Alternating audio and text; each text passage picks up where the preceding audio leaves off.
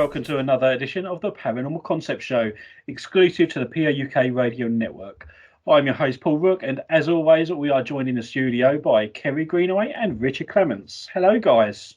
Hello. Hello. Both stupendous, I forgot to say. How quickly he forgets, Richard. I know. I know. Been a long day, what can I say? And tell me about it. How have you been this week? Oh, yes, all right. Disillusioned, I think is the word. Really What's that good? Oh dear. It all sounds all doom and gloom from your side then, is it, Kerry? Oh, in my normal life, it's absolutely perfect. Yeah, no, it's all good. It is all good. We did have a good start to the week, though, didn't we? Because we all went out last weekend, didn't we? Oh, that was a lovely day. It was. Yeah, the sun was shining, yes, and we were. Birds were singing.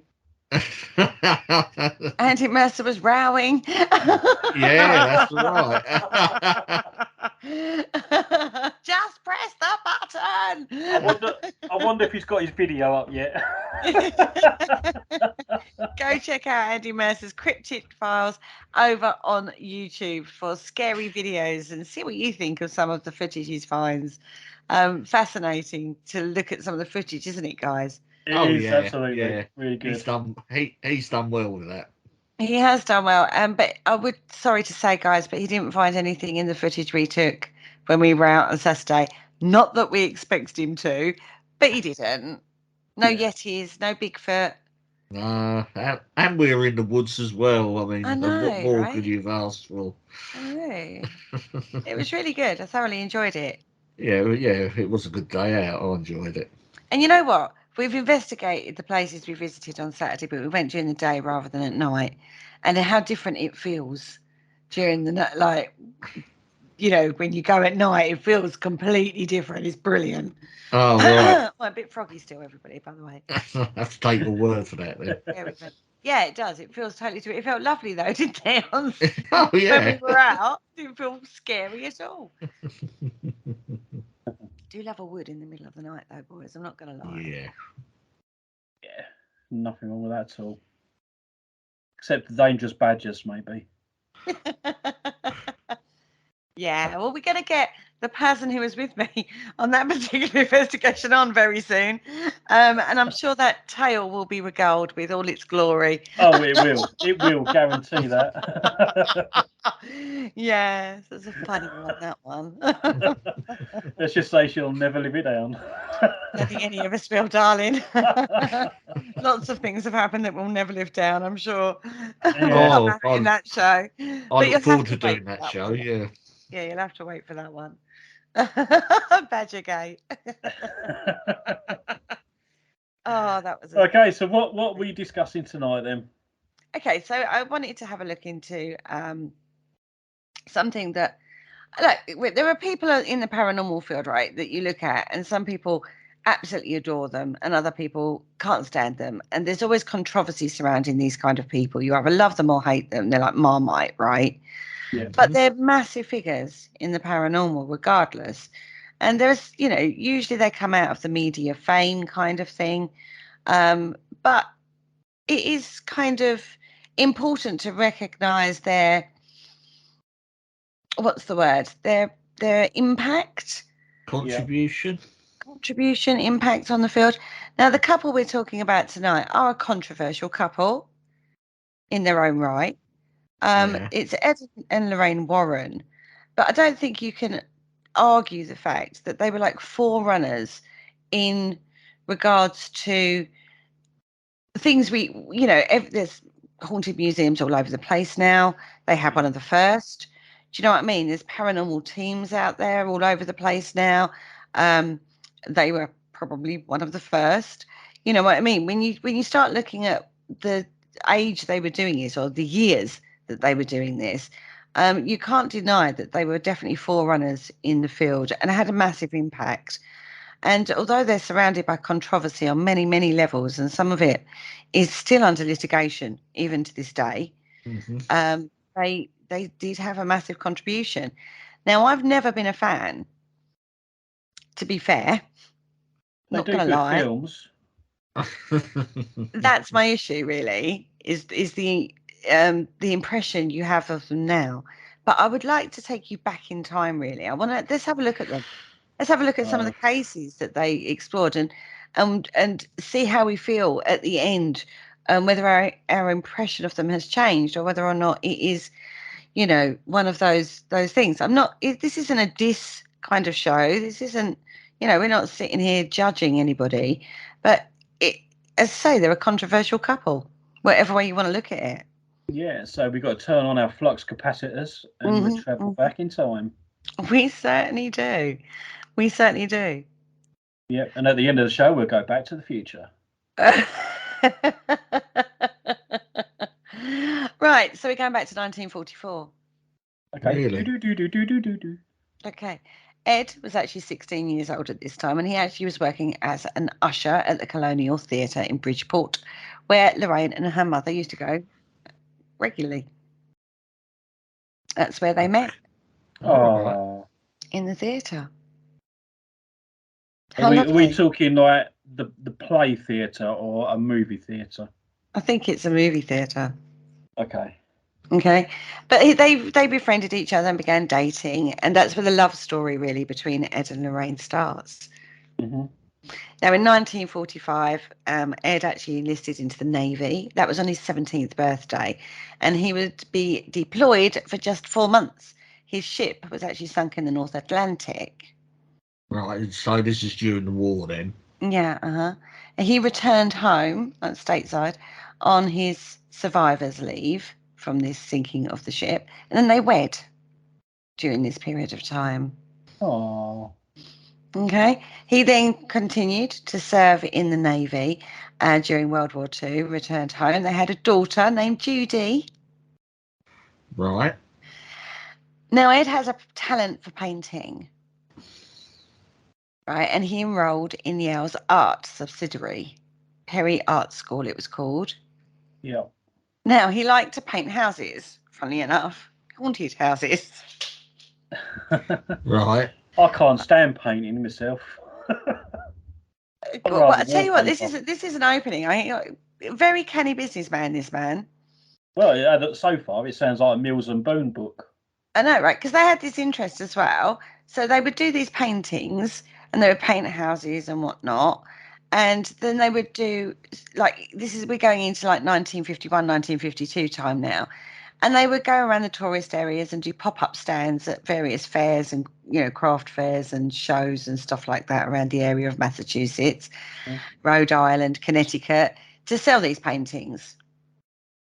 Okay. So I would imagine that they probably, if you can get hold of an Ed Warren original, probably worth a pretty penny now. Yeah, all about £10. No, you don't know. I think maybe a bit more. 15. Yeah. Well, I don't know. I'd imagine though. Anyway. About $20 for the Americans. Now, Lorraine, she's clairvoyant, right? Yeah. Mildly clairvoyant at this time. She's quite skeptical about it, but she has this ability. She comes across as being quite... Now, this is where my perception differed from what I learned about her. I expected her to be... I think previously, I kind of thought she was the ball breaker of the couple. Okay. But she isn't. She's actually a quiet, mild-mannered kind of lady. She just sort of is very easy. Do you know what I mean? Whereas Ed is very business-minded. Well, I'm not sure Ed would say she was easy. No, not easy as in easy. Not like that. But, like mild-mannered and went with the flow a lot more. Whereas Ed seems to be a lot more business-minded. Yeah. / ruthless at times. But then you find this in business people. They can be quite ruthless, can't they?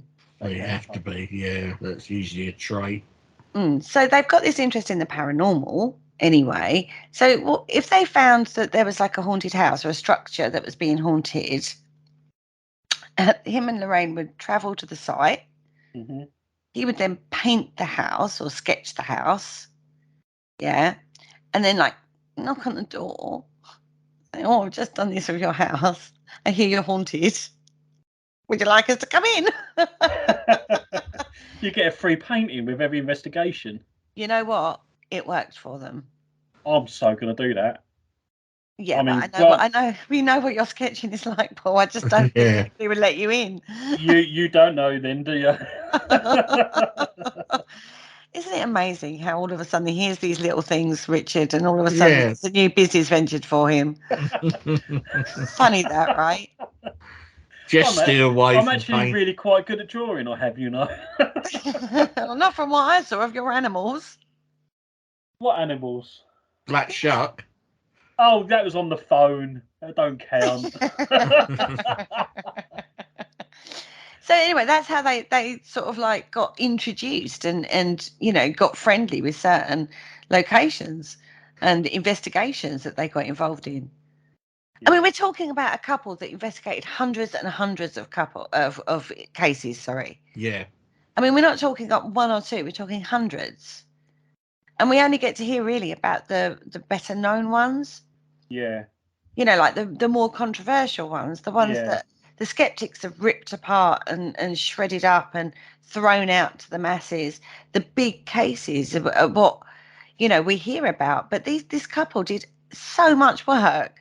I mean, their enthusiasm and their passion for it, you can't deny because they kept on going with it. But this is, you know, like you want fame and fortune out of the paranormal. Well, this couple got it. You know, they certainly did. Now, in 1952, this is the same sort of year they were doing this, he set up and founded the New England Society of Paranormal Research, which is shortened to the NESPR. Okay. That's still going today. Right. Okay. Now, they plodded on in this way, selling his paintings, doing his investigations, doing all that sort of thing, right? And he's starting to acquire certain artifacts along the way. Oh, the famous artifacts. Yeah. Now, they're the first people who they had it in their basement of the house. Mm-hmm. Okay. It's not there anymore. You can't visit anymore. Shut down. Oh, that's a shame. Okay. Now, again, skeptics and you've got the fans and the skeptics. Skeptics say it's just a load of old crap that you could buy at any Halloween kind of affair. Right. Yeah. Other people will say what a fantastic array of artifacts he collected. Psychic mediums were going in there and going, oh my God, this is like the energies of the scale kind of scenario. You know what I mean?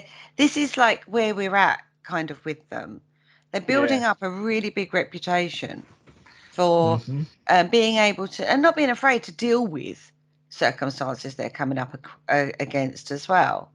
Whatever you want to believe, and you believe it's real or not. It's almost like what they done all those years ago. Yeah. The paranormal field on the social media, I might add, has just caught up with that. Only just, yeah. Because that's where they are. You know, and you've got the academic types that actually do proper paranormal investigation as such, with all the research and everything else that goes with it over a long period of time. And yet these guys were doing it years and years ago. Years ago. I mean, this is 1952. Yeah. I mean, think how long ago that is now. 70 years ago? Yeah. And then you get people on social media going, are we moving this paranormal field forward? No, mate. They were doing it 50 years ago. You're actually moving it backwards. Kind of. This is kind of what I think. And this is where my brain goes, they were doing this a long time ago. A time before the paranormal explosion. Particularly, you know, okay, this is America. They're working with people with cases. And we're talking like, when I talk about working with people, they're working with people like priests. And real issues that people are having, regardless of what you think of the haunting or the situation or whatever, they're going in and dealing with it. However, controversial, they do bring a lot of the D word in. Yeah. So they do use the word demon quite a lot, which, you know, our feelings on that one, everybody. I mean, but again, I do think that's a generic term now. I think the D word is one of those words, isn't it? Which is sort of like, when you say demon, you kind of expect like a Baphomet kind of scenario of a goat face and horns and clove hooves and, you know, like running around, little demon with his fork trident and all those sort of things. And it's not used in that way. It's used in a term of a lower level energy sucking kind of entity rather than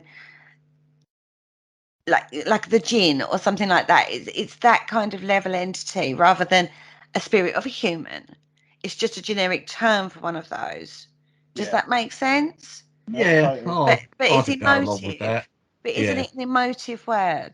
Oh, of course it is. And now it's got the hashtag demon kind of associated with it. Whereas I don't think and we have this more from the American contingency, and I don't make any apologies for that, but that's come out really modern day out of not Most Haunted, Ghost Adventures. Yeah.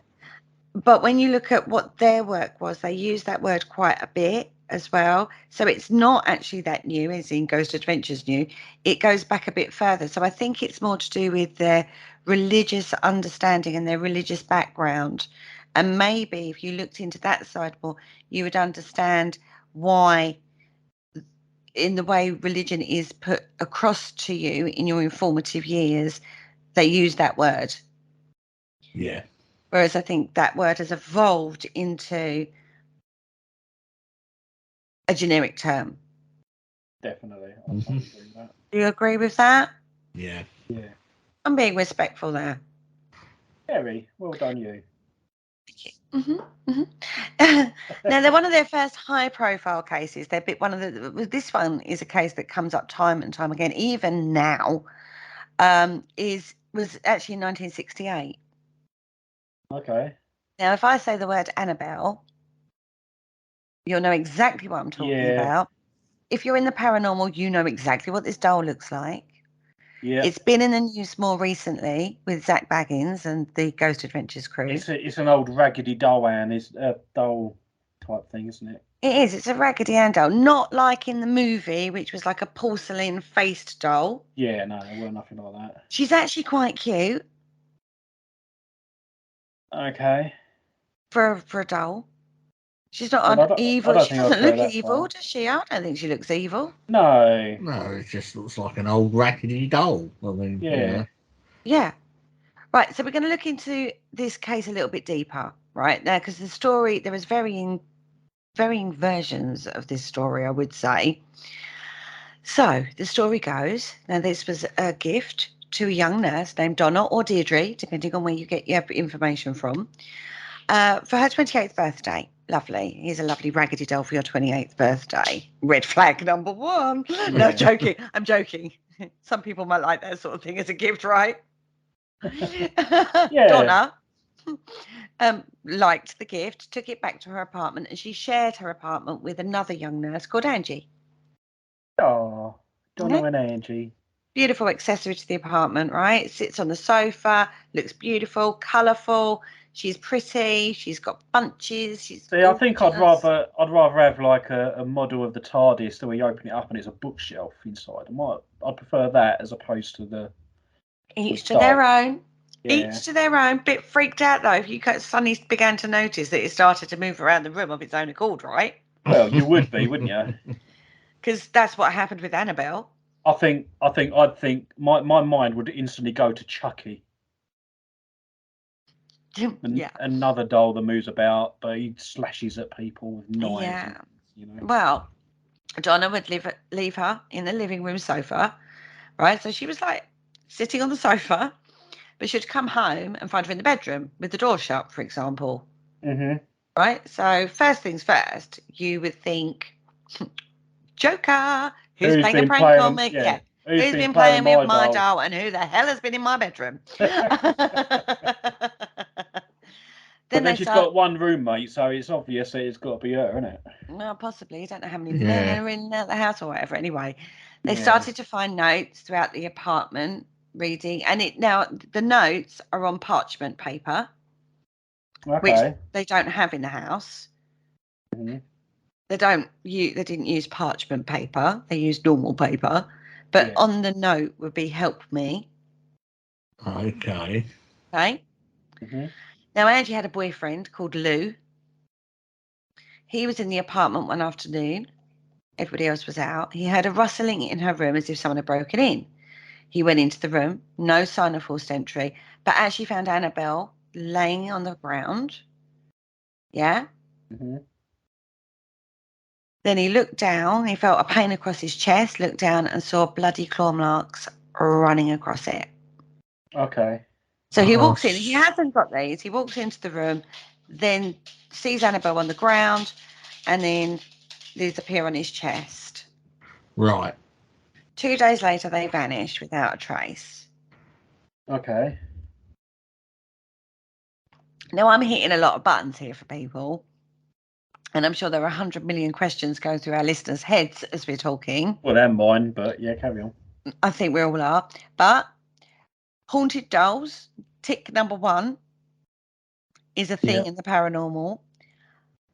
Well, I think it was a thing in the paranormal about 50 years ago. And now the rest of us have just caught up. Well, yeah. Then you've got these claw marks going across his chest. So this is like marks. Yes, and again, there's a whole mythology on that one. Mm-hmm. Okay, we've got notes on paper that you don't use in the house. There's lots of questions. I've got a lot of questions. I really kind of got a lot of questions. But anyway. Yeah. Following Lou's traumatic experience, as it was written, they then invite a medium, as you do. You invite a medium over. We've got a bit of an issue. Not sure what's going on. Can you help us? So the medium held a seance. Told the women, as you do, told the women that the doll was inhabited by the spirit of a deceased 7-year-old named Annabelle Higgins, which is where the name comes from. Oh, okay. Yeah. Okay, now that Annabelle Higgins' body had been found years earlier on the site where their apartment building had been built. So we've now got poltergeist kind of experience of, it was buried on a dead burial site and this is why it's haunting, right? Mm-hmm. Yeah. Okay. She claimed that the spirit was benevolent and just wanted to be loved and cared for. So the 2 young nurses, you can imagine nurses feeling, poor little child spirit, just wants to be loved. Yeah, it's a caring profession, isn't it? So exactly, heart goes out for this poor little spirit. Felt bad for it and said, "Oh, okay, well you can stay and you can be part of Annabelle, but just be nice, right?" Mm-hmm. Didn't work out too well. Freaked them out a bit more, so they decided to get rid of Annabelle spirit. Okay. So they called on an Episcopal priest known as Father Hagen, or Hagen. Now Hagen contacted his superior, Father Cook, who then alerted Ed and Lorraine Warren. Okay. Right. Ed and Lorraine truly believed that the real trouble started when they started to believe the doll deserved their sympathy. I can actually, point number 1, I actually agree with them here because, so they had an issue and it was only when the medium sort of put that thought into their heads that they accepted the spirit, as it were. Okay. Mm. So it deserves their sympathy. Yeah. So they become more focused on it, if this makes sense. So this is the only point I do actually agree with. So it's like psychologically their attention is now focused on, it's a poor little lonely spirit. Not, okay, well, let's see if we can find a rational explanation for the other occurrences that have occurred in the house. Let's jump to the assumption that it is a spirit. Your belief system then sets in place and then you become noticing more things, right? Yeah. Yeah. Okay. The Warrens believed, now this is where I don't believe, that there was actually a demonic force looking for a human host. So it weren't a nice little child spirit that just wanted to be loved and helped. It's actually something a little bit more worrying, such as a demonic force. So not so benevolent then. No. The actual account of the case, the Warrens' account of the case actually says, and I'm quoting, Spirits do not possess inanimate objects like houses or dolls. They possess people. An inhumane spirit can attach itself to a place or object, and this is what occurred in the Annabelle case. This spirit manipulated the doll and created the illusion of it being alive in order to get recognition. Truly, the spirit was not looking to attach to the doll. Sorry. Truly, the spirit was not looking to stay attached to the doll. It was looking to possess a human host. So it would only attach as a temporary thing till a suitable host would come along. It's not attached at all. It's using the doll to gain attention. Yeah. It then creates a link with the humans by sympathy, sympathy and compassion. You become then attached to this. You as a human become attached to this idea. Yeah, which the demonic force, air quoting everybody, demonic force, then feeds off of. Whenever it's feeding, it's attached. Okay? Yeah, that makes sense. Yeah. Okay. So the Warrens noted what they believed were signs of demonic possession, teleportation, that's the doll moving on its own, materialization, the paper that they don't use in the house, the parchment, and the mark of the beast. Was that the claw marks on the chest? Yeah. That's the one. Yeah, so I think, did anyone actually witness this doll moving? Well, wait and see. Okay, wait and see. So they then said, right, okay, we need to do an exorcism of the apartment, right? So Father Cook, in you come. They took Annabella out of the apartment to their occult museum, thinking, well, at least it breaks the connection. The demonic reign will end. Yeah. Now, from that point, we don't really get to hear any more about Donna and Angie, their apartment. We don't really. We now focused on the doll. Yeah. Okay. So the Warrens documented several other paranormal experiences, including the doll. Literally, it started as soon as they took possession of her. Right. So they took her into the car. They said, right, we're not going to go anywhere high risk on the way home. Mm-hmm. Right? So we won't go on the highway because they weren't sure the power of this the power of the demon. And they didn't want to tempt fate, I think is the expression. Okay, because they didn't want to have an accident because of the doll. So they went on the back roads, safer, slower, less traffic. See, now, from my point of view, a demon, if you're afraid of it, you're giving it power. I don't actually think they were afraid of it. I think they were cautious. Yeah, so but they were still worried about how powerful it could have been. So Wary. but they still have a bit of fear in there. No, I disagree. I think wariness. I think just erring on the side of caution. Yeah, that's what I would say. You know, you're right. Say you're okay. Put yourself in that situation. You go into a case. We're looking at an artifact. You think, right, okay. So I don't believe it, but what if? It's the what if, isn't it? You err on the side of caution just in case. I mean, you're not going to take yourself into a high risk area, which, to be fair, highways are quite high risk anyway. Take your life into your hands on our motorways, let alone American highways. So I just think erring on the side of caution. Now, I've seen behaviour similar to this with the Travelling Museum of the Occult, which is Hellier fame, Dana and Greg Newkirk. When they've gone to collect, when the Kirklands. When they've gone to collect an artifact, they take similar precautions, not because they're scared, but because they're aware that there is stuff out there we can't explain, and let's not tempt fate until we know what we're dealing with, kind of scenario. So in Ed and Lorraine's situation, they've helped the people that needed help. They've removed the problem, but they're now got to look after themselves in that situation, just in case. Yeah. And so they don't go anywhere or in the car. They strap her in. I mean, bless them. They didn't have to. They could have just chucked her on the back seat, but they strapped her in. Now, Safety first. Exactly. On the way home, their brakes failed or stalled several times. Okay. Did they check the brakes before they left? Well, it was obviously all right on the way to the problem. It's not something you would necessarily check before you leave home. If your car's working fine, you're not going to check, right? Still develop problems, obviously. But they claimed that they pulled over, Ed doused the doll with some holy water, and then they didn't have any further problems with the brakes. Right. Right. The doll then went into Ed's study. They reported that the doll levitated, moved about the house, and then they put her in a locked office in an outer building, and she would later turn up inside the house. That is a little bit freaky if that happened. Yeah, especially here. So basically, when anyone goes on any trips, always take your holy water.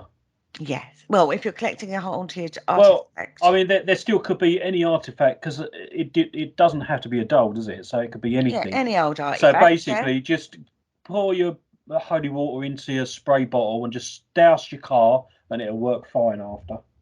The thing with this is, I was thinking about this. I was thinking, right, because you have to put yourself in that position if that came to you.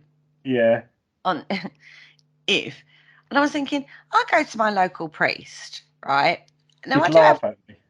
I do actually have quite a good, believe it or not, everybody, I do actually have quite a good relationship with my local priest.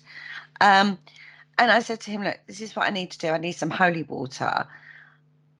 I just know what his face would be. He would just sort of like look at me with like narrowed eyes, as if to say, this could be because we're British, stiff upper lip and all that. He kind of would be like, maybe we need to get you psychologically assessed. Maybe you need some counselling. You know what I mean? How did they get this? They obviously have a good relationship with Father Cook, is all I'm saying. But yeah, I would imagine my priest saying that. Anyway, they've got a home, did this. After this, moving around their own house and getting out of locked doors and appearing in the house, it's a little bit like tiresome after a while. So they said, right, no, we've got to lock her up for good. She's clearly, or this is clearly not normal. True story. Yeah. Right. So we're going to lock her up for good. So we're going to put her in a specially made glass and wood case, which they inscribed the Lord's Prayer and St. Michael's Prayer on it. Okay. And they binded the doll into the case. Now, this is, I remember we've had this conversation before, Paul, and you said, you know, if it's a spirit, a bit of glass isn't going to stop them. It's not so much the glass case, it's the binding. Yeah, I was going to say, it's the binding and the writing around, because there is power in words. Exactly. And that's what's keeping it inside, yeah. Exactly. See, at the time of that conversation, I didn't know about that. No. I didn't realise that either. I thought it was just a glass display cabinet. Yeah. But so I learned something new. Right. And they periodically say a binding prayer over the case. So they continue that intention work on it. Yeah. So it's not just like putting the case and forgotten about. It's a continuation of work, intention work on it. I get this. That has contained said doll. Yeah. Okay. She hasn't moved since. Although Annabelle is not without power. She can seem to reach out and manipulate things in her own way. So that case that she's in isn't actually containing her. No, it is containing her. It's restricting. It's restricting her. She can only influence from afar. Yes. She can't get out and walk around. No, the but demonic entity can't manipulate the doll. No, but she can still manipulate things outside her cage. Not to the extent as if she was unbound. Right, if she was unbound, she could wreak a lot more havoc. I mean, bearing in mind, I would imagine, if you want to take this on face value, that when the attachment first started, when the girls had it at the apartment, and they had the parchment, and the doll was moving, and they had the scratch marks on the man, on Lou, this is the start. If that had continued unhindered, then you don't know how far that would have gone. So they called someone, right. You know what I mean? So the demonic entity is building strength as he goes through. Now, bearing in mind, he's a feeder, the demonic entity. Yeah, now I'm using the demonic entity word only because that's what it's been called as. Whatever you want to class that as, we'll use the word demonic entity, right? Yeah, yeah. So it's building its strength. Now, the greater the emotional response to it, like the caring, the compassion, the sympathy, the bond, the fear, the scaredness, all of those emotions, that situation, that entity is evoking, it's feeding on. Our skeptic's going to have a heyday with this conversation, right? Then the stronger the spirit would get and the greater the effect it could manifest. Now, it sounds to me like it hadn't grown to its full capacity of strength. So it was only able to do certain things like move the doll around to gain the attention. It was starting this attachment scenario. Yeah. So then Ed and Lorraine Warren grabs the doll. I don't suppose they did, but they get the possession of the doll. The attention is still on it because they're focused on it in regards to a case study. Mm-hmm. Not in the same way the nurses were. So it's a restricted feed. Yeah. The attention's on it, but in a different way. Then they go, right, okay, it's still moving around. It's still doing things we can't explain. So we understand the capacity of the possibility of its capacity to cause problems. Mm-hmm. Yeah. And we don't want that. We've got enough on our plate with everything else going on in our lives. And they've also got Judy, don't forget. Yeah. They're not going to allow that to inhibit or manifest to a point of danger in their house. So they encase it. So they restrict it right down. Yeah. They bind it. So it can't move. Can't move it around so it doesn't gain the attention that it was. Doesn't get the scare factor of like, oh my God, there's a doll. How did that get there? Yeah. That emotional response in that way. However, it will still gain an emotional response from people that maybe come and view it or work with it while it's in its case, but it's severely restricted. Am I making sense, boys? Yeah, Yes. no, Yes, I'll good you follow are. that. Yeah. Okay, cool. Now, there was an occasion where, again, we've got another priest comes visiting the Warrens Museum and picked up Annabelle and basically went, it's bunkum. There's no demonic ability here. Now, Ed did warn the priest, said, don't knock what you don't know, basically. Don't do that because that's just silly. Yeah. You don't know what you're messing with. And I appreciate your opinion, but don't do that. But the young priest basically was like, what do you know? I'm a priest. Power of God supports me. I'm loved. I'm protected by that. However, on his way home, apparently, allegedly, I'm going to use the word allegedly quite a lot in this show, the priest was involved in a near fatal crash that totaled his car. Okay, so he was protected. He had a lucky escape. He claimed to have seen Annabelle in his rearview mirror just before the accident. Of course he did. Okay, so fast forward a few years, another visitor rapped on the glass of the Annabelle doll case, laughed at how silly people were to believe in her. On his way home, he reportedly lost control of his motorcycle and crashed headlong into a tree. He was killed instantly, and his girlfriend barely survived. She claimed that at the time of the accident, the couple had been laughing about the doll. Right. Now, over the years, the Warrens have used these tales as proof of the doll's powers. Right? Saying, God, don't mock the doll. We've had these instances. You don't want it to happen to you, blah, blah, blah. However, we can't corroborate any of these stories. They literally only come from the Warrens' tales of it. Yeah. Right. There's no names, so we can't fact check. So we don't know who the young priest was. We don't know who the motorcycles were. We don't even really know who the first two owners of the doll were, Donna and Angie. We don't know who they were. We don't know who Lou is. They've never come forward with their story since or subsequently. They've never, Father Cook and Father Hagen appear to have never mentioned the exorcisms of her. Won't talk about it. Okay. Right.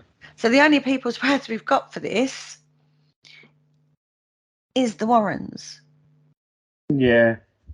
Because we can't corroborate any information on the doll. The only information comes from the Warrens. Yeah, but then if they're the only ones that are actually going to be coming forward, because I should imagine the church won't, that they're going to be the only ones. It doesn't mean that they're lying in any way. No, and we know, to be fair, let's be fair, right? On balance, we know of cases where the names have been protected or changed to protect the innocent. Yeah. Where the people that were involved don't want their names and they don't want to be involved. Yep, totally. Sal Shields' Poltergeist comes to mind. Yep. Mm-hmm. Yeah? Yeah. Because of, anonymity, that word. Yeah, anonymity. Richard, real name? Anonymity. Yeah, anonymous. That word. Yeah. That none of us can say clearly. Anon. None of us can say at the moment. Anon. We'll go with anon. With anon.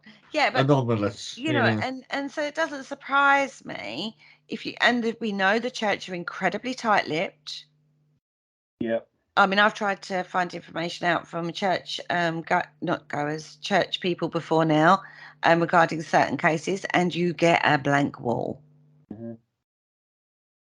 Unless they're prepared to talk to you face to face, the person involved is prepared to talk to you face to face, they will not go on record, as in, you can't quote them. Even if you're lucky enough to get in an off the record conversation, it's incredibly difficult.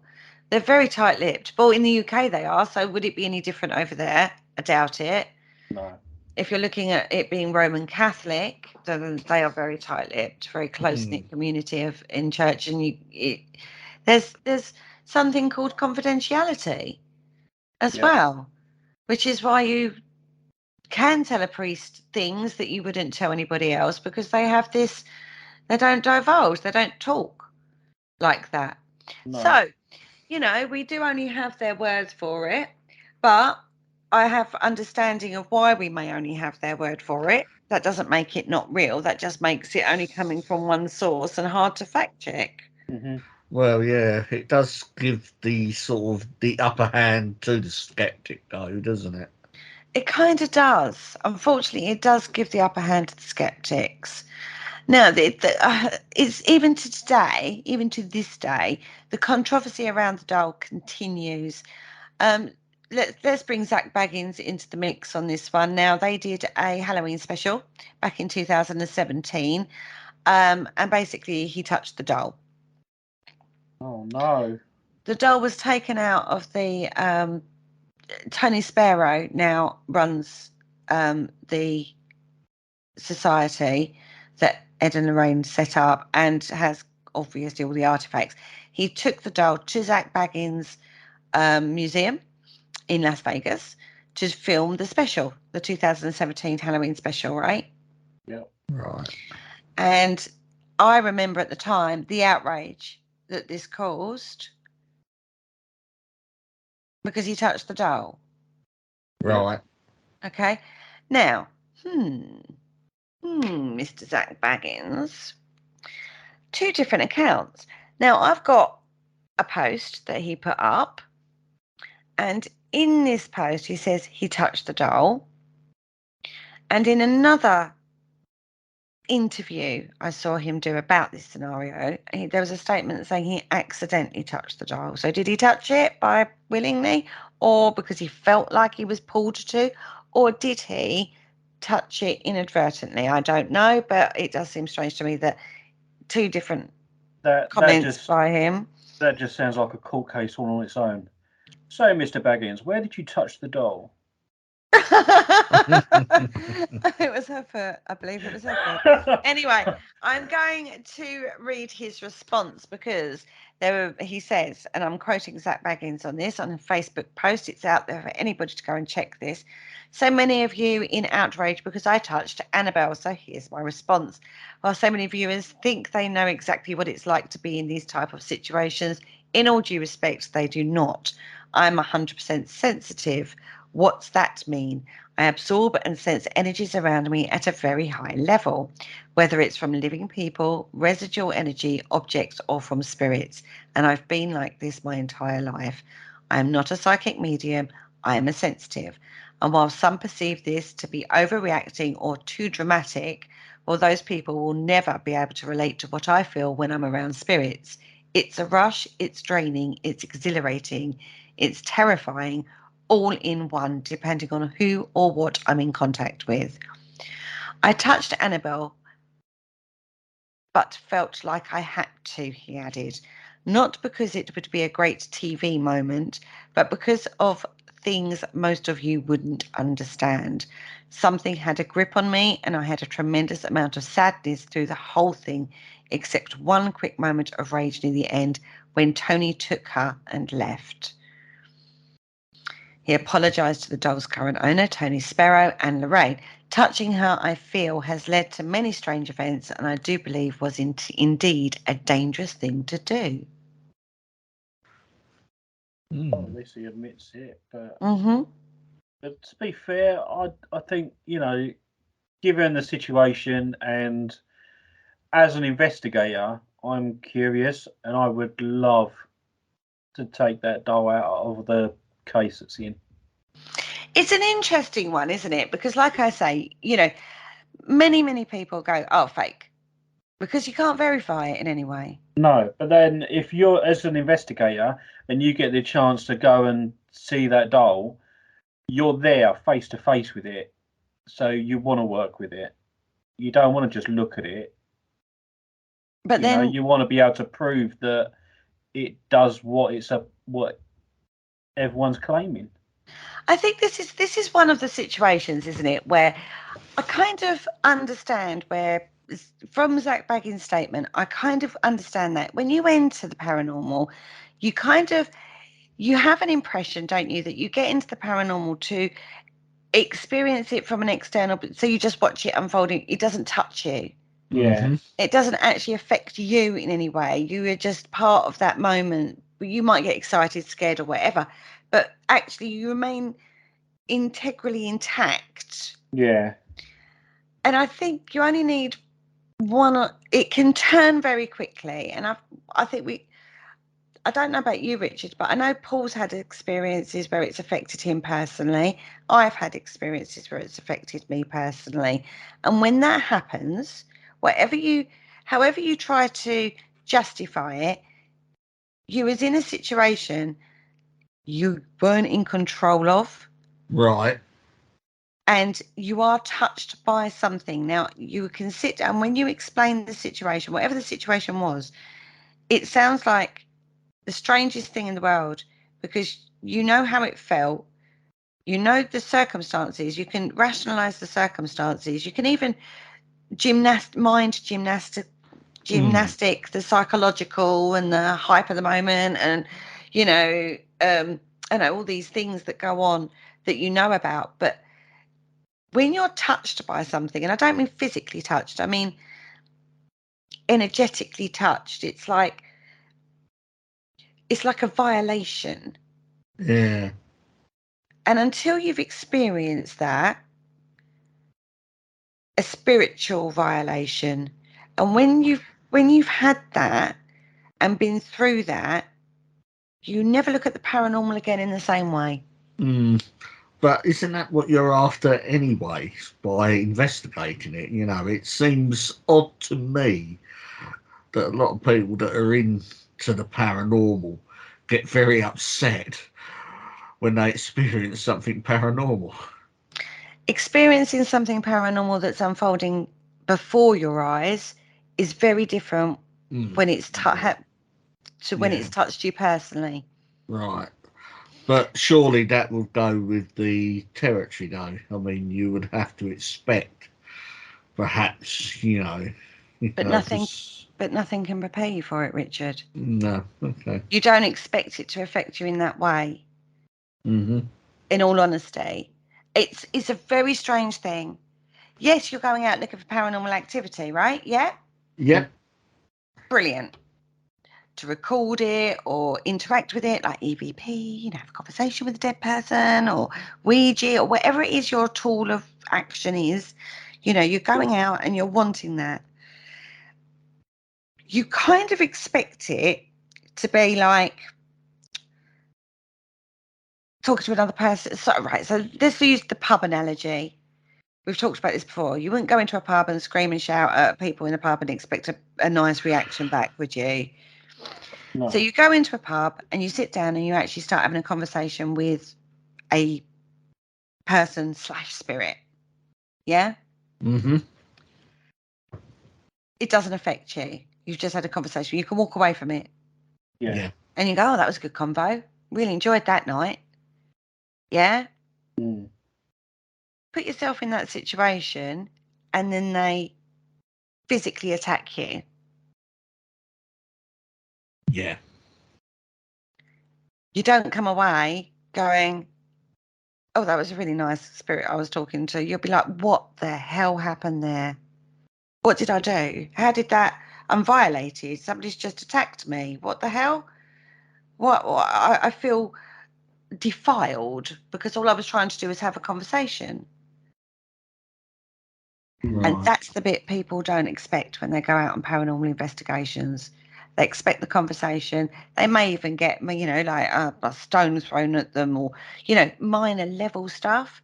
But when a spirit puts its full force of energy on you, it is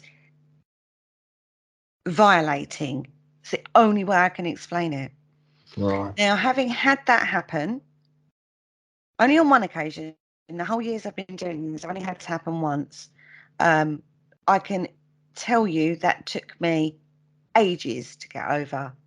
Scared the bejesus out of me. Yeah, I can second that. Absolutely. Right. I've actually heard the audio for that. And that was,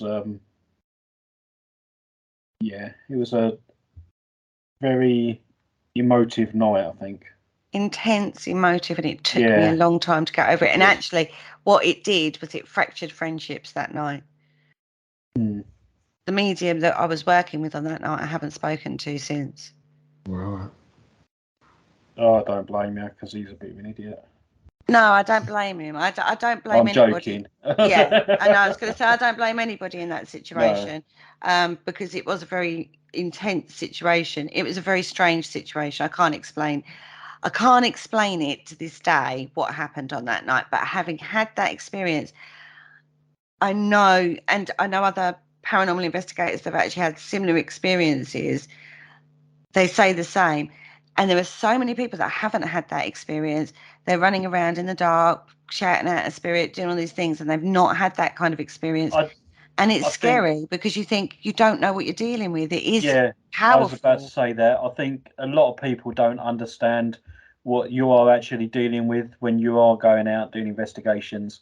And when something like that happens, you're so ill prepared for it. Yeah. I mean, because obviously myself and you have been through that. Mm-hmm. We know the full force of what can happen, so we prepare ourselves and we protect ourselves, and we do what we can to stop that happening again. I also think that I don't think you can prepare yourself for it. So that's the other side of it. I don't think you ever can prepare yourself for it. No, because you don't know when that's going to happen, but you don't know when it's going to happen. Yeah, exactly. You're more aware of it. Yeah. Mm-hmm. If you could get every skeptic in the world to go through something like that, they'd never be skeptical. To be fair, I've been through it a couple of times, and I'm still skeptical. It's such a hard thing to explain as well, because even if you explained it, you'll get a psychologist coming along and saying, "Ah, yes, but these were, have you thought about this?" And these fair factors point. apply. absolutely fair point. Yeah, I don't think you should discount that side of things, but living it, and explaining it are two different things. See, I mean, what happened to you was probably an attack, as it was. But what's happened to me, it could either be classed as an attack, or it was the energy of whatever kind making me go through what they went through. That makes sense. Yeah. Totally. So, you know, it might not have been an attack that I went through. It's really strange. It's bloody painful, but yeah. It's really strange. So I can't sit here and go, well, when I on this sort of like on a balance, I can understand why the skeptics are very skeptical of the Annabelle case because they can't verify it, blah blah blah. I can't discount it either because I understand the need for anonymity. That word no one can say. Yeah. And, you know, protecting people. And just because they haven't come forward, that's their right. They don't have to come forward with their story. No. And, you know, however, it could all be made up. And it's suggestion as to why people have a reaction now to her. But then, you know, we're not going to know that unless someone, or yourself even, goes up to Annabelle, takes her out of the case and works with her. But you can't do that because you upset people. I mean, Zach Baggins is controversial in his own right. Again, you either love him or hate him. Yeah. It comes under a lot of criticism for his TV show. Incredibly successful TV show, I would like to say. Must be doing something right. Yeah, he walks around with his top off. Well, yeah, there is that. But he's got a museum with artifacts that is sold out. It is just like rammer-jammed every day of the week. You have to sign a disclaimer before you enter the museum, by the way, as well. Yeah. Saying basically, if you get affected, it's not our fault. Everybody, you're opening yourselves up. Okay, some people would say, well, that's a suggestion before you even go into the museum and blah, blah, blah. But Sam, our ex-presenter Sam Mason, do you remember she's been to the museum and had a funny turn? Carl Hutchinson had a funny turn after he went to the museum. Yeah, because he wouldn't go. Was it him that wouldn't go in afterwards? Yeah, because he attacked Sam in the middle of the night. He thought someone was stood at the end of the bed. I was going to say, yeah, but have you met Sam? Bless him. I'm joking.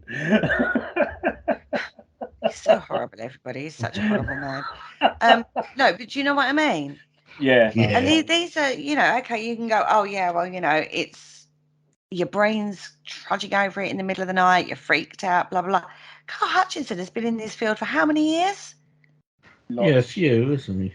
He ain't driven to flights of fancy as our Carl Hutchinson. He sleeps well easy in his bed at night. Of course he does. You know what I mean? I wouldn't say he's prone to nightmares and imagining people at the end of his bed every 5 minutes, and bearing in mind he's spent some nights in some pretty damn scary locations. He's been, he has gone to lots of good ones. Exactly. This isn't it doesn't happen. This isn't a normal, I don't know. I mean, you go around in circles with it, right? Yeah, totally. You could justify it or unjustify it, and then you can think of another reason or whatever. And this is the problem you have with the Ed and Lorraine Warren cases. Anyway, we've come to the end of the first half. We've only got to 1968. Oh dear. Well, join us for the second half where we can get to 1969. Maybe. Who knows? On that note, join us right after this.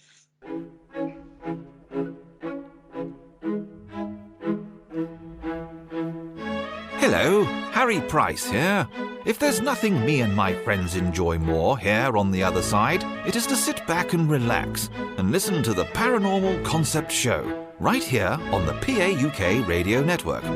Broadcasting a plethora of interesting and informative content for all your paranormal needs. Find them across social media to keep up to date with forthcoming shows and all their other adventures. Hello, is there anybody there? And welcome back to the Paranormal Concept Show, exclusive to the Paranormal UK Radio Network. And tonight we are talking all things Ed and Lorraine Warren and putting our little thoughts on the various cases and things that they got up to, basically, right? Yeah, absolutely. Yep. Okay, so we've covered Annabelle in all her glory. However, in 1971, we then come to another investigation that they did, another famous one. Right? Now, basically, this is where we start coming into what you would start to recognise as rough storylines of the Conjuring movies, right? Okay, yeah. Yeah. So this one is about the Perron family. Now, this is where she was supposed to be haunted by a witch from the 19th century by Bathsheba. Okay, Bathsheba Sherman, yeah. Yeah. Okay, so basically, the Perron family moved into a 14-room farmhouse in Harrisville, Rhode Island. Okay, Carolyn, Roger, 5 daughters. Things start happening as soon as they move in. Starts small, as it always does. Brooms go missing and moves from place to place on its own. You know what? Can I have a broom that will move around on its own, but sweep while it does it? Yeah, sweet as it does, yeah. You know, not just move from room to room, just like if you're going to move, like a little, you know, one of those Hoover things that you can buy. Yeah, a broom that does that. That would be great. Anyway. That would be nice, yeah. Yeah. She then would hear sounds of scraping against the kettle in the kitchen when no one was in there. She'd find little bits of dirt, piles of dirt, in a newly cleaned kitchen floor. That would annoy the heck out of any housewife, I tell you now. Yeah. Right?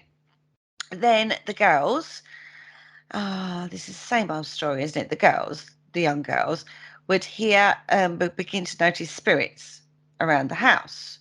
Most of them are harmless, but a few were angry. So you've got kids now going, oh, I can see spirits. Yeah. You sure their parents were drunks? Now, you know what? I can see. Spirit? You can kind of understand how this would play out, can't you? Strange things start to happen. So the broom starts moving. Who moved the broom? Must be the ghost, right?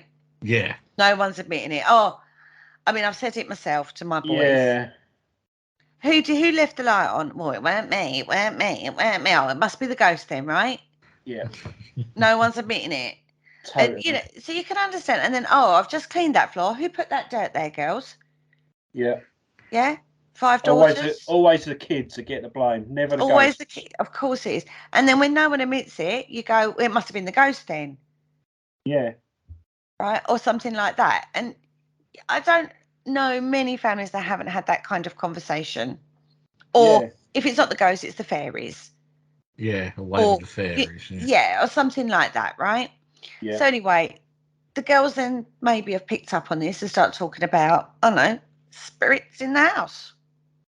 Yeah. Yeah. You can see it unfolding like that, can't you? I can see how this would go, right? So I can imagine at this point that the parents are now starting to get a bit like, enough already, girls. Yeah. Carolyn then allegedly, just put this a big alleged across the whole conversation for tonight. Researched the history of the home and actually discovered that it had been in the same family for about 8 generations. Many of them, allegedly, had died under mysterious or horrible circumstances, including several of the children being drowned in the nearby creek. One was murdered and a few had hanged themselves in the attic. They had to do that because their mum would go in, who's put dirty footprints over my floor? It's the only way out. Right. Now, the worst one, this is the one that you'll see in the film. I assume, having never seen the film, I've seen one. Is this the nun character is that Bathsheba? No, the nun is Balak. Oh, is that Balak? Yeah. Oh, anyway, there's a spirit depicted in the film called Bathsheba. Now, she was the worst of them all. Of course. She thought she was the mistress of the house. She resented the competition that the mother posed for the position. Now, the oldest girl is called Andrea. Right? Or Andrea, I call her. Right? She's the oldest of the 5 girls. Now, it turns out there's a real person named Bathsheba Sherman who did live on the Perron's property in the mid-1800s. She was rumoured to have been a Satanist and there was evidence that she had been involved in the death of a neighbour's child. No trial ever took place. All She's right. actually buried in the Baptist Cemetery in downtown Harrisville. And the Perrons believed that it was this Bathsheba's spirit that was actually tormenting them. Ooh. Now, according to Andrea, the family experienced other spirits as well. Smells of rotting flesh. Beds would rise up off the floor. Her father claims he would enter the basement and feel a cold, stinking presence behind him. Probably So his they didn't- washing. Yeah, you never know. They often stayed away from the dirt-floored cellar. The heating equipment would fail, which meant poor old Roger had to go down to the cellar to sort it out. hmm Right, which is one of those, isn't it? It's the cellar again, guys. Oh, yeah. I ain't got to go down there again, am I? Yeah, off you go. Off you go, Daddy. 10 years they lived in that house. Now, the Warrens actually made multiple trips to investigate. And at one point, they conducted a seance to try to contact the spirits that were upsetting the family. Now, Carolyn, one of the other daughters, actually became possessed, spoke in tongues, and actually rose from the ground in her chair, so she levitated. Not the first time I've heard of that, by the way. Levitation. No, Whilst in a seance. I've actually heard someone talking in tongues, and isn't it supposed to be like the language of the angels? Yeah, it's supposed to be sort of, yeah. I've seen a priest do that. It's a very And nonsensical. it's a very surreal situation to be in, and you think to yourself that geezer's just gone mad. I've never witnessed it. Yeah, I have. It is a really weird language. Did you write it down? Write it down. I couldn't understand it. Did you record it? No, I was in the congregation. There was like loads of us there. Oh, okay. But it really is a weird. If someone goes into it, it's just really strange, really weird. You can look it up on YouTube. Yeah, Kerry. You'd think they've just lost the plot. Mm-hmm. You would. If you've never seen it before, you'd think that geezer needs psychiatric help, Okay. or whoever's doing it. Yeah. But it's just a really weird situation. I can't put it into words. Strange. Well, Andrea said she secretly watched the seance, so she witnessed the seance. She swears to this. She said that, this situation happened, scared the life out of her. Now, after the seance, Roger kicked the Warrens out. He was worried about his wife's mental stability. They had financial instability. They had to move in 1980, and after that, nothing happened. So it's one of those, isn't it? Now, Lorraine insists that they never would have attempted an exorcism or anything because that has to be performed by Catholic priests. It's not something they did. So in the movie version, it does say that Ed performed an exorcism, right? Not the seance. Right. So this is where the movie is a bit misleading. All these movies are misleading. Don't take anything you see in the Conjuring movies as fact, because that is well twisted. So they held the seance, but they didn't do an exorcism, and the family naturally moved out because of financial instability, and that stopped the situation and that stopped the case. Basically, nothing was further reported. Yeah. From that, but that's that. It's a very weird one. That one. Yeah. In all honesty, when they talk in tongues. That is a weird language. It is a strange one because you are talking about. Again, you're talking about a belief system. You can see how it started. I think you could see how it started. It doesn't take the fact that maybe strange things were happening in the house, and they experienced activity. Would you have put up with it for 10 years? No. Sees a push, doesn't it? If it was that bad. Or was it not that bad, really? Yeah. It was just like a occasional thing. I don't know. But again, whose account do we have of this? Is it just the Warrens? Can the others be traced? No, the daughter Andrea has sort of like spoken about it. Right. She has spoken about it. So, but she's like, because of the movie, really. Yeah. Is sort of where she came from it. And then, unfortunately, you do have to sort of be a bit hard-nosed and go, well, why? Was it because she wanted financial gain? And it's more worth her while to back up what the movie sort of, the real story behind the movie type thing. Was she doing it for financial gain herself? You know, you can't discount that. No. So again, it's a difficult one to pass comment on. You do get things happen in your house. We all have. I mean, that's why it's called just one of those things, you know, low level poltergeist activity has happened. Many people have experienced it. We've talked many times with various people, haven't we? Yeah. From Malcolm Robinson to Darren Ritson to Peter McHugh the other week we spoke to, didn't we? You know what I mean? None of them are doubting that these activities happen and that they can't yet explain them. But so do we discount just because the Warrens were involved on that one? Or do we, you know, you could discount the film version, definitely, because that's not real, it's Hollywood, but it's loosely based on real events. See, I don't know. I don't You've think seen you the can... films, haven't you? Yeah, I have, yeah. Really good entertainment films. But no, you can't discount, you know, someone's come to you with a case that was similar, or even one of them cases. You can't discount it, not until you've investigated it. So that's what they were doing.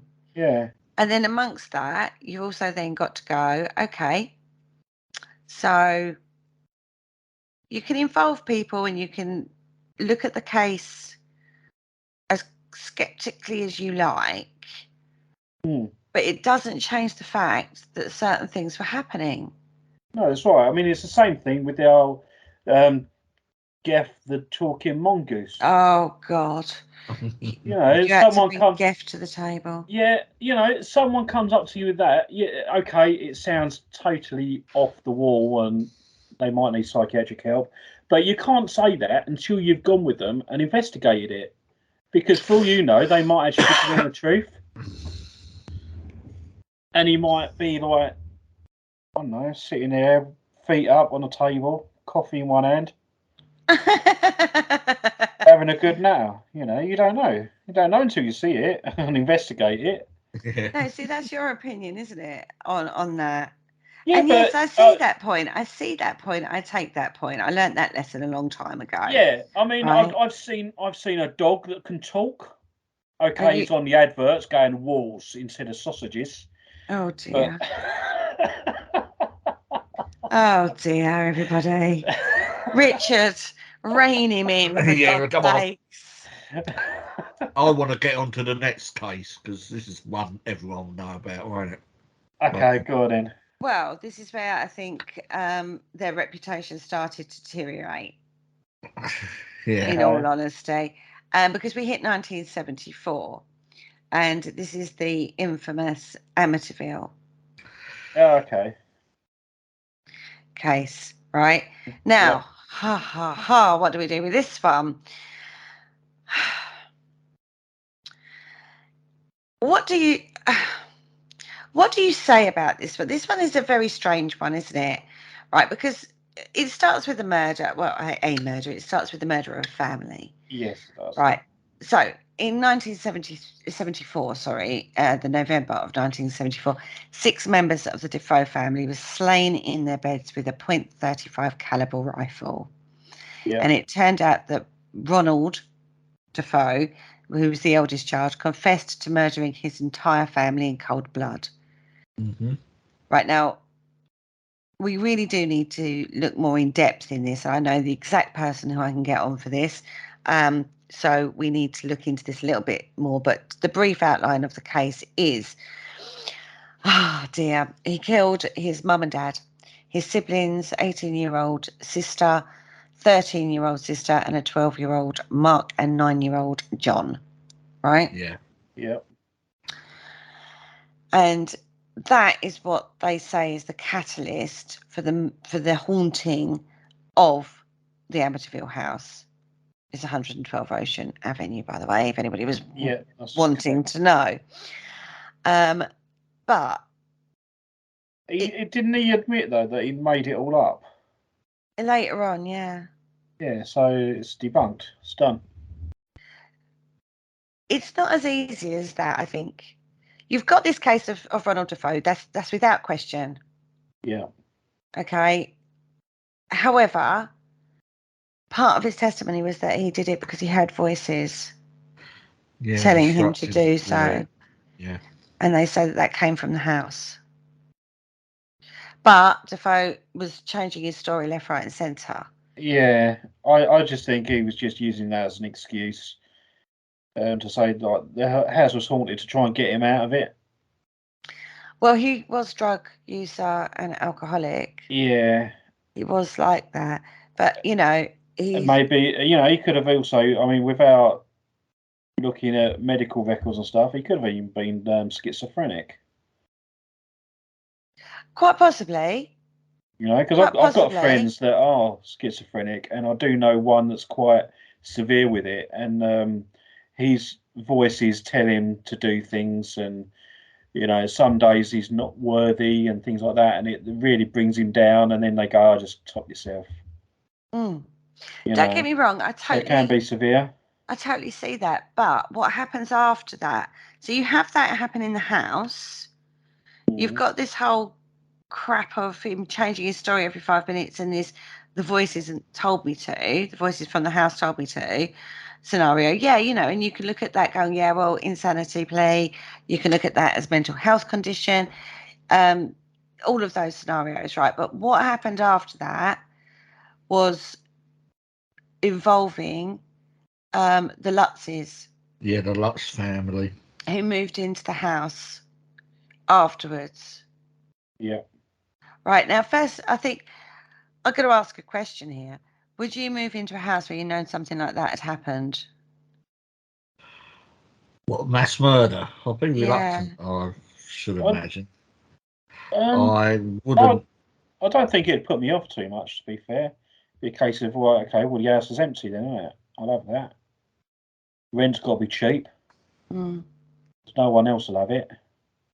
I don't know. I think it goes for a lot of money still. I don't know. Depends how long it's been on the market for. They were only there for 28 days. Yeah. In the house because of how bad it was in the house. But then if you know the story, psychologically, that's going to play havoc, isn't it? Yeah. That's right. I would say. But you've got to look at it. I don't think it'd bother me. William Webber, who was the attorney for Ronald Defoe, says that George and Kathy approached him with an idea for a book. Okay. And they say that we created a horror story with lots of bottles of wine involved, and it was all a hoax. Okay. Webber brought a lawsuit against the Lutzes for taking the story of the haunting to another publishing partner, and he demanded a share of the profits, a cool $60 million dollars. Right. Okay. Not bad for a day's work, is it? They settled out of court for $2,500 plus $15,000 for his services connected with the book and movie. All right, on this haunted story that they concocted. Yeah. Daniel Lutz, the one of the sons, claims he was actually possessed by a spirit. Yeah, so I just think it's a story. Their other son, Christopher, insists he had run-ins with the paranormal and says that he saw a time, there was a time where he saw a presence he defined as a shadow in the shape of a man that moved towards him. Right. Okay. Right, so both the children say that they had experiences. And interestingly, Kathy and George Lutz did take a lie detector test. They love a lie detector test, don't they? Yeah, the old polygraph. The old polygraph test, and passed. See, that I don't think really that proves too much, because if you believe what you're saying, it's going to come up true, isn't it? Oh, totally. I think if you've lived a lie, then you tell yourself, what is it? You tell a lie enough and you end up believing it to be the truth. Mm. Isn't that what they say? Something like that, isn't it? I mean, So, I don't think there's many paranormal investigators now who would ever take the Amityville story to as true. I think everybody just goes, no, that's a well-known hoax. yeah. Forget it. And actually, the Warrens were involved in this. Yeah, allegedly, investigated it. They captured that famous photograph of the boy. Yeah. Oh, Yeah. right. Yeah, I know the one. Yeah, the boy in the Amityville house, and they peek snotting around outside, peak noises, and bang. Oh, they said it was like one of the worst things they've ever seen in their lives, which perpetuates the story. Now, right, so you've got this situation. If they were prepared to go to that level, then what makes you think they didn't do that in the past? Yeah. For monetary gain. Bearing in mind, Ed Warren is incredibly business-minded, and they've made a heck of a lot of money out of this. But then, maybe it's a bit like some of the paranormal teams now that keep going, oh, yeah, we're out for no profit investigations. And then a couple of years down the line, they get offered a bit on telly and they go, oh, yeah, I'll have that. Maybe that's the same sort of thing as what happened to them. I don't think that on this occasion. Okay. I think if up to this point they were genuine, they risked their reputation on this, and they put it out there that it was the most haunted house, blah, blah, blah. Look what we captured. Famous photograph, made a lot of money. Yeah, it's a difficult one, isn't it? I think and I think the problem is there, you then throws light of questionability over all the other infamous investigations, the famous ones at least. I think it throws it all out onto the table, because if they're prepared to do it at that stage, at the height of their career, and then their credibility and integrity is called into question, and then, this isn't the only time that they get caught out. They were heavily involved in the Enfield haunting. No, they weren't. No, they weren't. No. That's the problem. I mean, they possibly turned up for an afternoon or something. Yeah, uninvited and unwelcomed and uninvited. And that's about it. But they only turned up because they won another case, weren't they? Yeah, they were visiting somewhere in Scotland, I believe. Yeah. Of all the cases I looked into, there is very little out there about. I mean, you get 100 ton of their main the big investigations: Amityville, Annabelle, Perron. You know what I mean? You get all of those on the table. You can go into a few others that were out there, but it's all the big tales that they've made their money off of. Now they are worth millions. Or they were worth millions. They are still worth millions. Their trust and it's now run by Judy and Tony Sparrow, which, okay, the family business, you take it on, right? Yeah. Yep. And continue their work and that's your cash cow. No disrespect. I'm not being disrespectful on that, but that's your family business. You do everything to perpetuate that because that's your money. Yeah. Coming in, you're not going to then go undermine all the work, and they're well loved in the paranormal. Yeah, of course they are.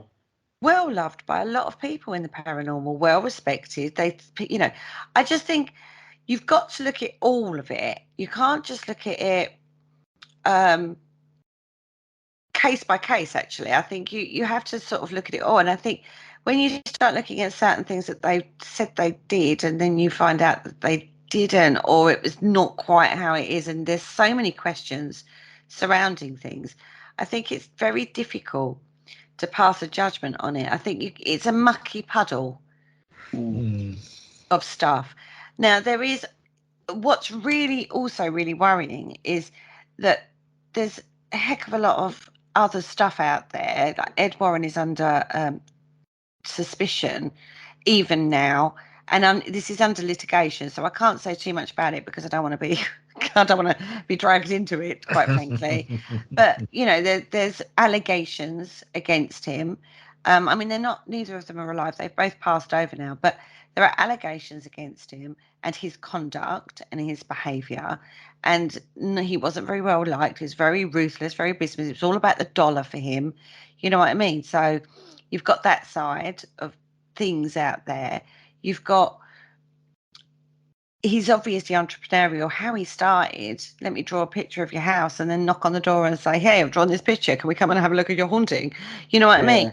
They've got some very high profile cases. Fantastic. They had a museum, lots of artifacts. Again, two schools of thought on that. Yeah. You know, it's very divisive. They're very, very divisive on this. It is one of those, isn't it? It is, isn't it? I do believe that they were genuine about their interest and their work in the paranormal, but I think sometimes that they may be exaggerated. Yeah, I think that's a fair statement. I mean, it's possible. I mean, I've not investigated those cases, so I can't say either way. And because there's no verifiable information in regards to like the Annabelle doll and stuff like that, you know, you are, all the sources I found went back to what the Warrens had released. Yeah. All the sources I could find. If there's no one else that wants to step forward, that still doesn't make them wrong, does it? No, it makes it very controlled. Well, that's just unfortunate, isn't it? Until someone else steps forward and goes, well, actually, yeah, I was there. What they said was accurate. You know, you can't say either way, can you, really? No. It's just people just got to make up their own minds. I know. There are some very seedy allegations out there against Ed and Lorraine Warren, that the image they're portrayed in their relationship is not the relationship. It was a very controlling relationship. They said they had an open marriage, and there is allegations of paedophilia involved in that out there as well with Ed Warren. I don't know if that's true. It's under litigation still. Who knows? Is all I can say on that. At the end of the day, the guy's dead. If there is, let it go. You know. They see we come into a very ethical, difficult area on this one. We was having this conversation a couple of days ago about this scenario. It's a difficult one. No, how's it difficult? How can they prosecute someone that's dead? No, but it might give closure to the person it happened to. Yeah, but unfortunately, if that was true, then why didn't they deal with it at the time? As opposed to coming out the closet 30, 40 years later when the guy's dead. Well, I'm not going to go into that right now, but in 23rd of August 2006, Ed Warren actually passed away in his home in Monroe. He was 79 years old at the time of his death. 5 years before, you know, in the last 5 years of his life, his health had deteriorated, and allegedly he started deteriorating. I think he had a heart attack. He ended up being in a coma for 11 weeks before all of this, and you know, he did die. Now Tony Sparrow, his son-in-law, who now, like I said several times, is, you know, runs the ongoing societies, said he had a really strong will. He wanted to stay.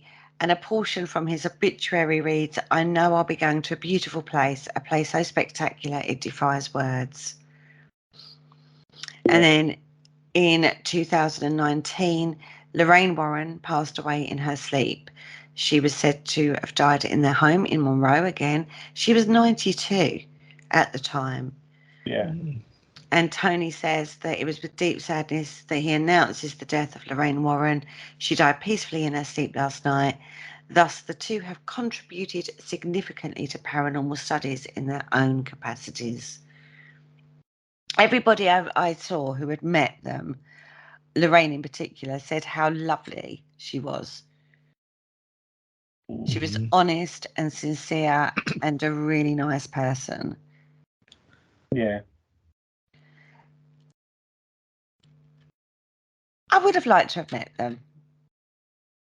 Yeah, it would have been good. Just putting it out there. There's a lot of actually old timers actually that have passed that I really wish I'd met. Just to talk to them about their experiences and hear it from the horse's mouth, as it were. Their experiences. Love to go through their archives. Yeah.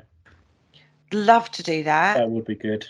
You know, to see a lot more of the work that they've done. I mean, I know you can get books and stuff that people have written about them and stuff like that, but I really would like to get into like their archives.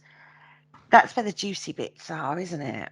Yeah. Well, yeah, I think that would be good, as well as the archive that the Vatican have. I don't think that's the same level. No, I think the Vatican one would be so much better, but no, I think it would be really interesting. You know, I think both of them would. Both of them would.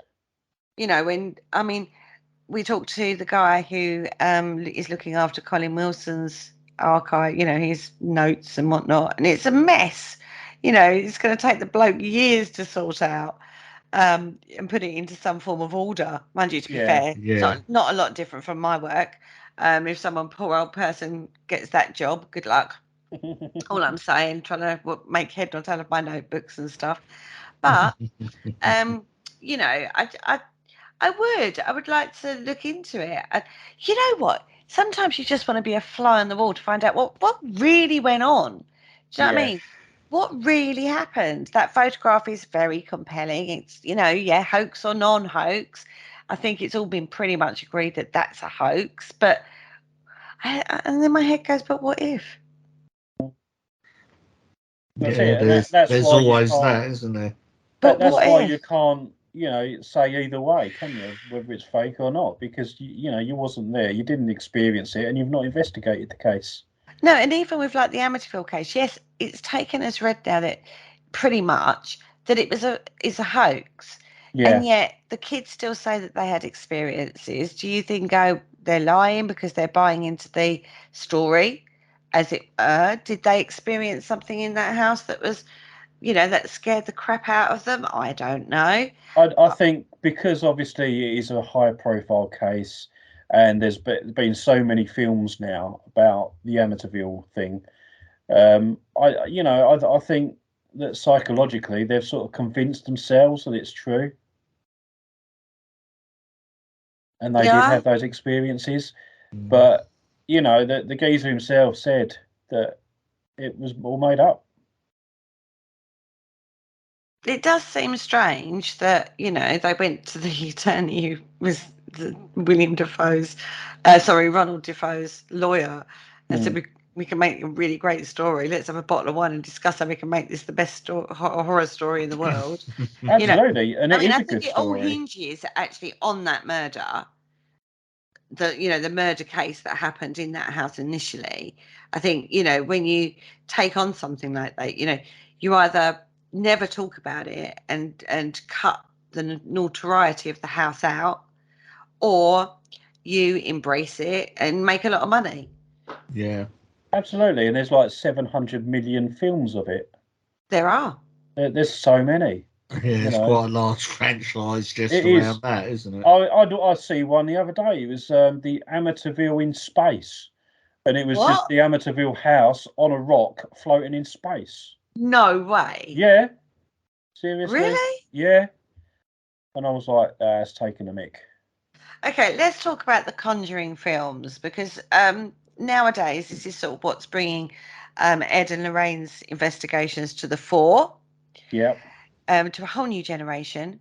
they're horror movies, then it states they're based on a true story. But within that statement, actually, you don't have to do a lot.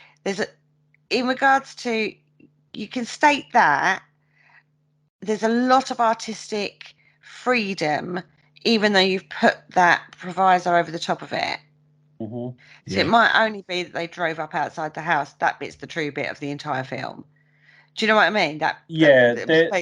There's a lot of that in the film industry. You've got two phrases. You've got the inspired by, or the one you said, based on a true story. On, yeah. I'm not too sure what either of them mean, and how true one's got to be before it's allowed to be based on or inspired by. Maybe the inspired one is more of a fictional story, because the inspiration would be the house. Yeah, the inspiration doesn't have to have any true facts, whereas based on a true story, as I say, having said that, there's a huge amount of artistic license within that as well, but there are certain things that would have to have happened for you to state that. But it doesn't have to be a lot.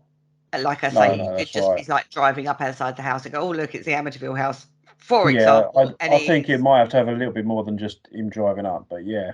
No, honestly, you'd be surprised at how little it is, because I was shocked at how little it was when they say based on a true story.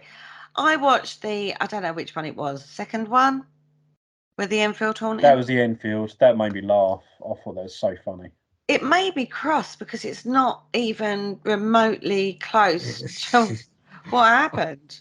I just thought it was hilarious. I was actually laughing my head off in the cinema when they experienced all that stuff for the first time, and they ran out of the house hand in hand across the road to the guy that lived across the street. It was just funny the way they did it.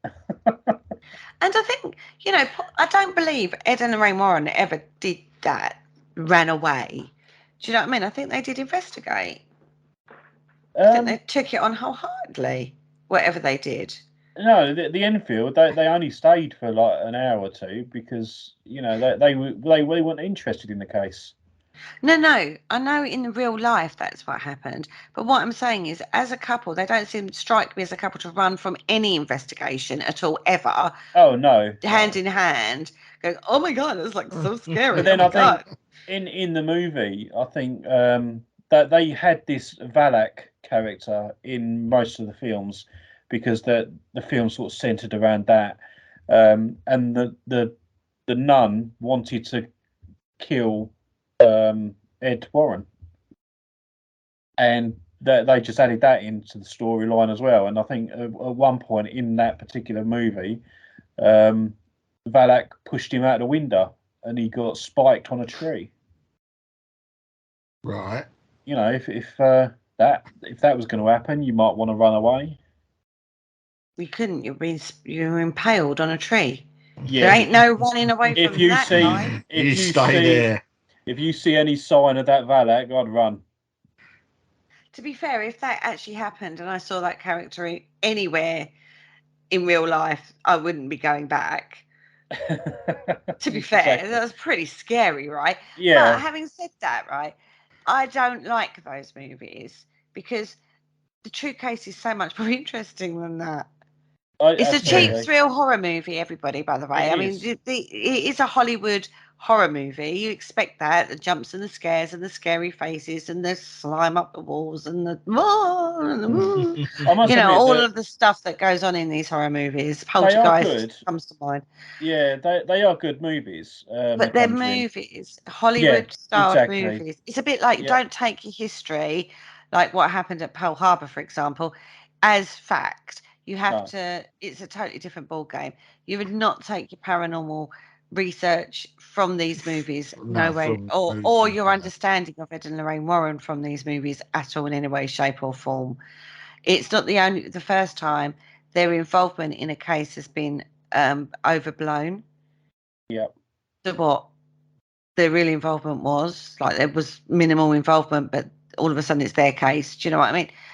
Yeah. And this is the thing with Ed and Lorraine. Wherever you start uncovering it, and you get a lot of skeptics about them, and you get a lot of criticism. Like I say, they're very diversive. You either love them or hate them. They're still loved to this day. You know, it carries on though through the generations. Haunted collector Johnny Zaffis is related to them, and he's got his haunted museum. People love him. He's like the grandfather of the paranormal. Yeah.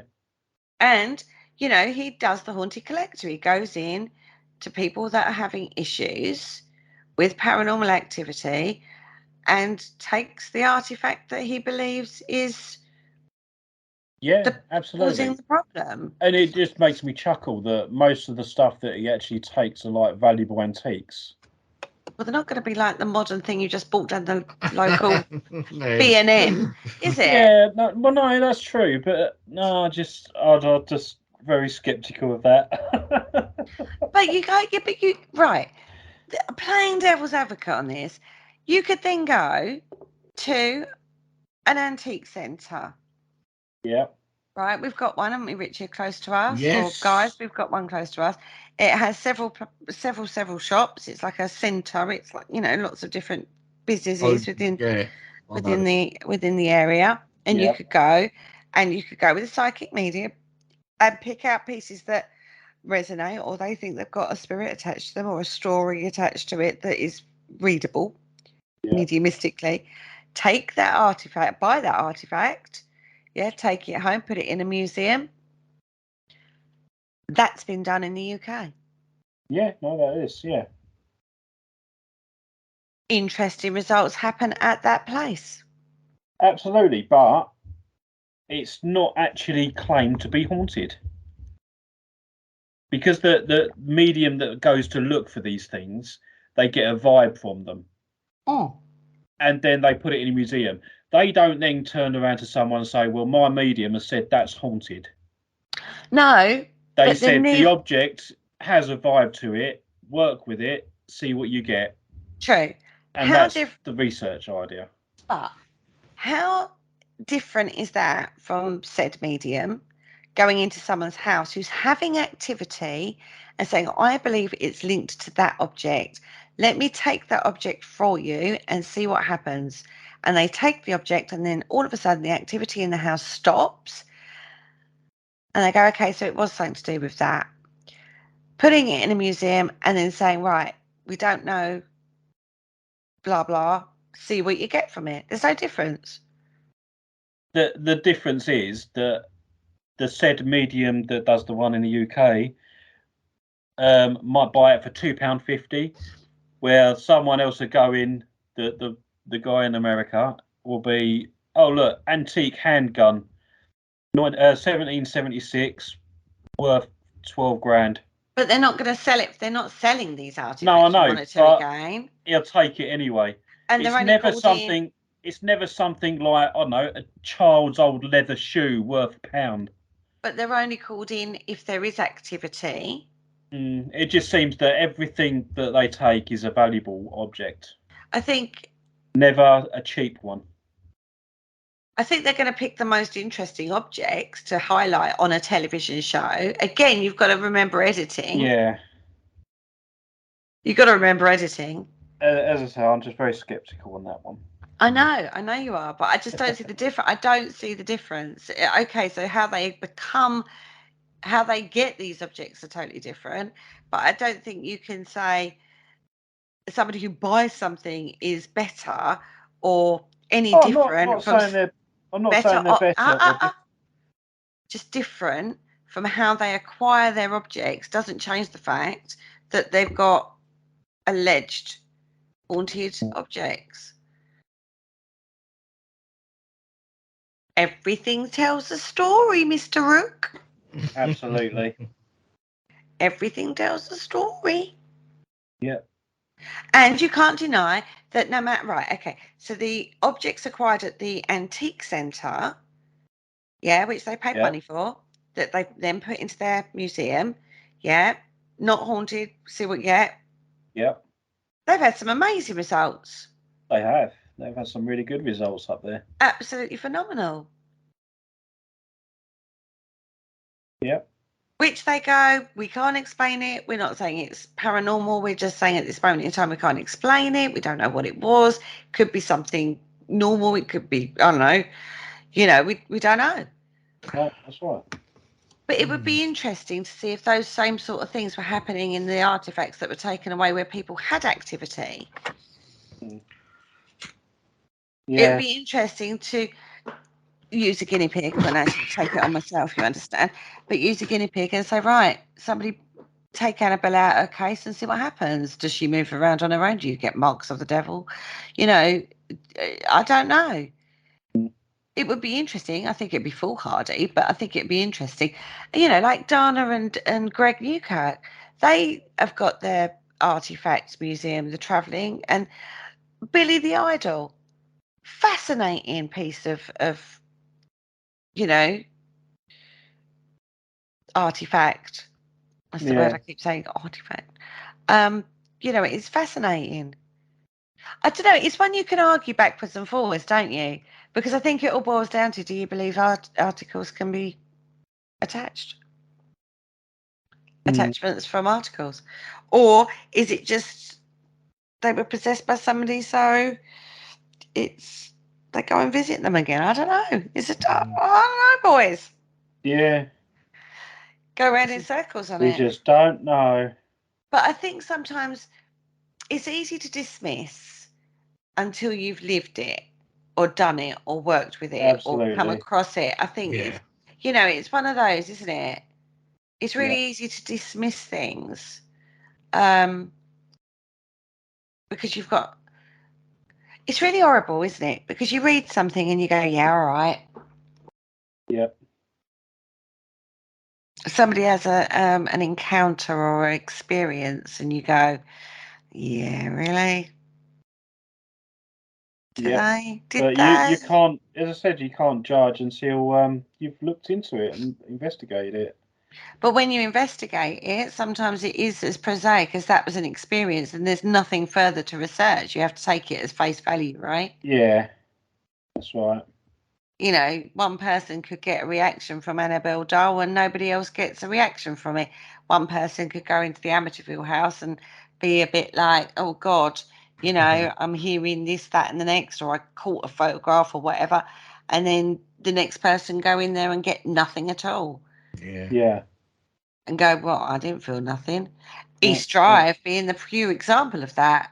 Loads of people go in and have experiences, and then loads of people go in and have nothing.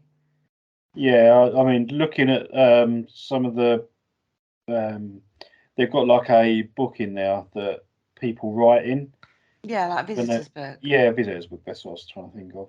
And 90% of that is people saying, I've been here so long and not had anything. And that's like 90% of everyone that visits.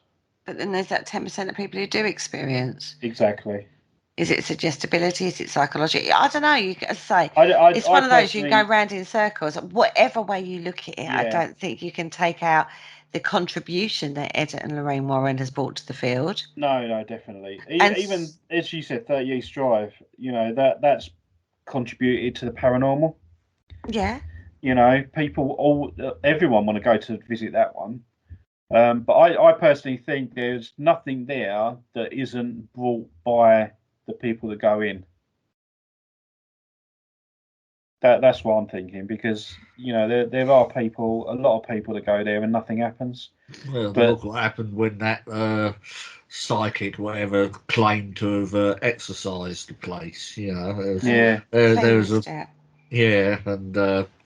there was a big uproar about it, wasn't there? Yeah, but that was down to ethics of whether or not you should, without permission from the owners. Yeah.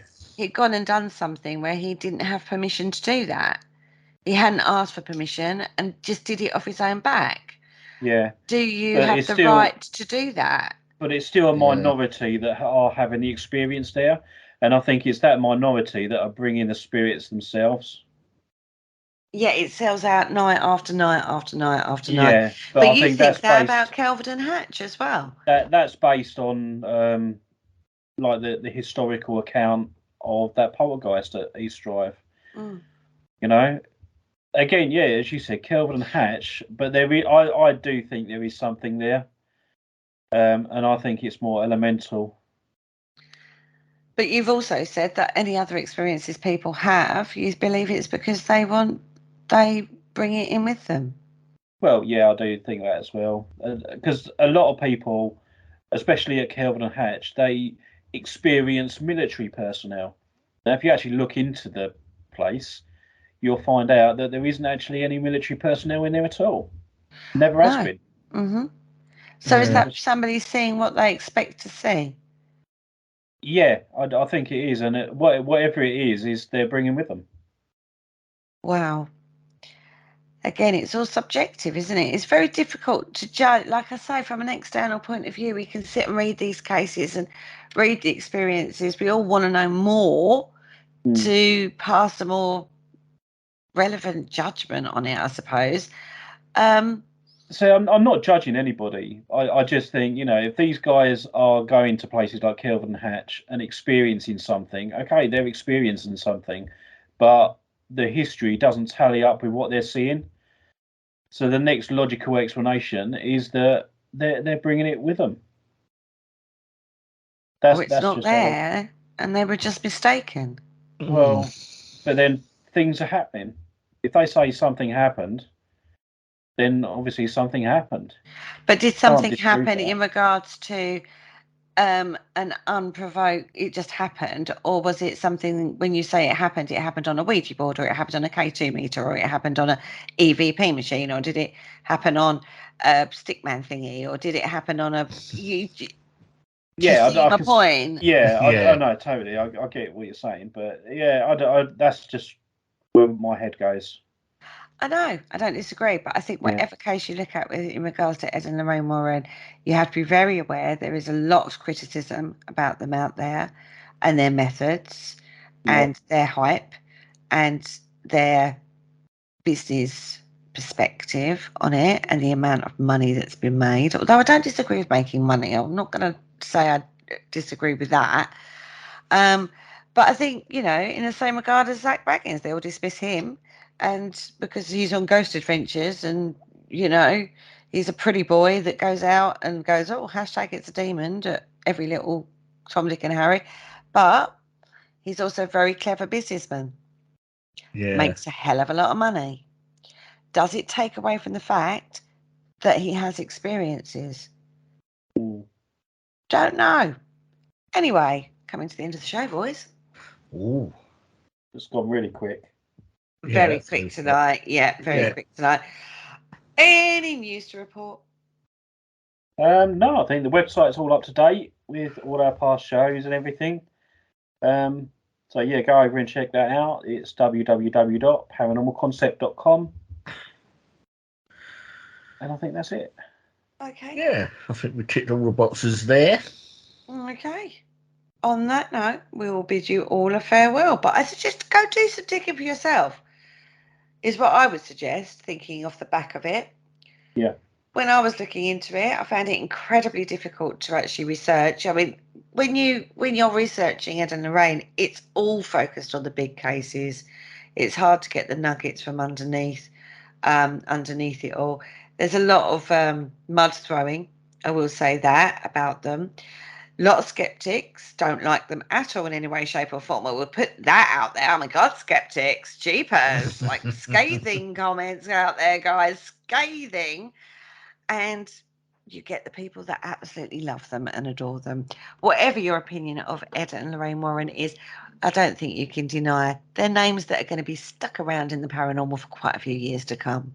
On that note, say good night, guys. Good night, guys. Good night, guys.